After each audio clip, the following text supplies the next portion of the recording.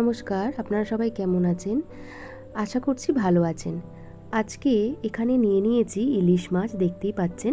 ইলিশ মাছটাকে আমি নুন আর হলুদ দিয়ে মাখিয়ে রেখেছি। আজকে কিন্তু ইলিশ মাছের কলা পাতায় ভাজা বানাবো। তার জন্য এখানে আমি সর্ষে বাটা, কাঁচা হলুদ বাটা, তিল আর পোস্ত বাটা আর কাঁচা লঙ্কা বাটা নিয়ে নিয়েছি। এবার একে একে সব উপকরণগুলো মাছের সাথে মাখিয়ে নেব। আগে দিয়ে দিলাম সর্ষে বাটা, এখন দিয়ে দেব কাঁচা হলুদ বাটা,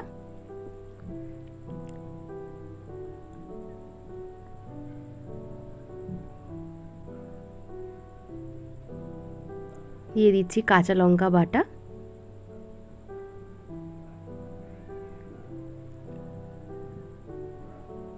এবার দিচ্ছি পোস্ত আর তিল বাটা।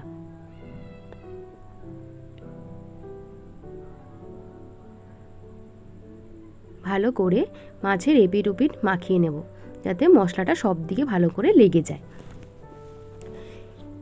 এবার এখানে বেশ কিছুটা সর্ষের তেল দিয়ে দেব।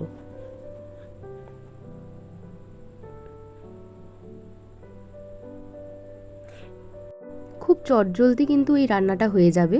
হাতে একদম কম সময় থাকলেও আপনারা কিন্তু এই রেসিপিটি বানিয়ে নিতে পারেন। তো আমি বেশ ভালো করে এখানে মাখিয়ে নিচ্ছি।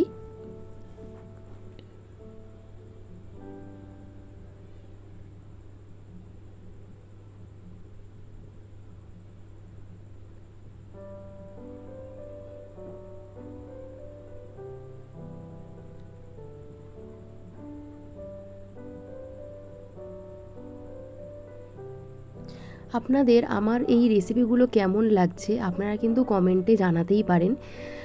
আর আপনারা আমার এই ভিডিওগুলো কোথা থেকে দেখছেন সেগুলো কিন্তু জানাবেন, আমার পড়ে খুব ভালো লাগবে।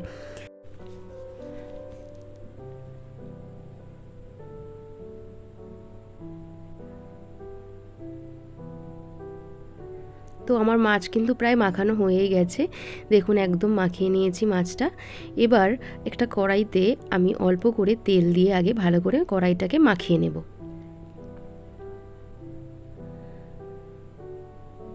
সুন্দর করে মাখানো হয়ে যাওয়ার পর কিছু কলা পাতা ভালো করে ধুয়ে নিয়ে এবার কড়াইয়ের মধ্যে একে একে বসিয়ে দেব। নিচে প্রথমে আগে একটা কলা পাতা দিয়েছি, তার উপরে আর একটা কলা পাতা দিয়ে দিলাম।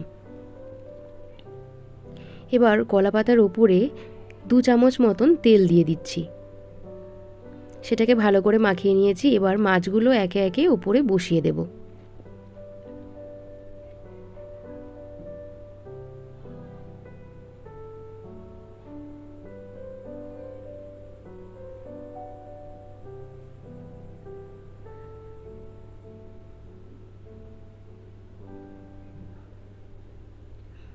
মাছগুলো বসিয়ে দিয়েছি সব। এবার যে মশলাটা রয়েছে সেটাও আমি উপর থেকে দিয়ে দিচ্ছি।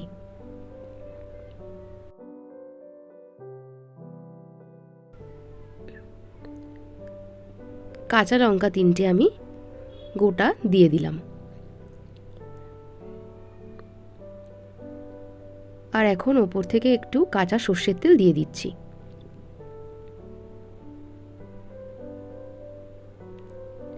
ব্যাস রেডি, আর কিছুই করার নেই। এবার আমি গ্যাসের ওভেনটা জ্বালিয়ে দিয়ে বসিয়ে দিয়েছি, আর ওপর থেকে একটা কলা পাতাকে চাপা দিয়ে দেব, দিয়ে ওপরে ঢাকনা দিয়ে ভালো করে ঢেকে দিতে হবে। ব্যাস এইভাবে 20 মিনিট মতন রেখে দিলেই কিন্তু হয়ে যাবে। হ্যাঁ, তার মাঝখানে একবার যখন দেখবেন পাতাটা খুলে বেশ একটু ভাজা ভাজা হয়েছে, তখন কিন্তু আমি এখানে একবার উল্টে দিয়েছি। তো উল্টে দিয়ে দেখবেন 2 পিঠ যখন এরকমই হয়ে আসবে, তার মানে আমার রান্নাটা হয়ে গেছে। তো এখানে কিন্তু আমার রান্নাটা একদম কমপ্লিট। তো দেখতেই পাচ্ছেন যে দেখতে কতটা সুন্দর হয়েছে। এটা কিন্তু একটু বেশ মাখা মাখা হবে, তো ভাতের সাথে মুছে মুছে খেতে খুবই ভালো লাগবে। তো আপনাদের এই ভিডিওটা কেমন লাগলো আপনারা অবশ্যই বাড়িতে একবার বানিয়ে দেখবেন এইভাবে। আর ভিডিওটি ভালো লেগে থাকলে অবশ্যই লাইক, কমেন্ট এবং শেয়ার করবেন, আর সাবস্ক্রাইব করে আমাদের সঙ্গে থাকবেন। তো আজকের মতন এখানেই শেষ করছি, আবার দেখা হবে পরবর্তী একটি নতুন রেসিপি নিয়ে। তো সবাইকে টাটা।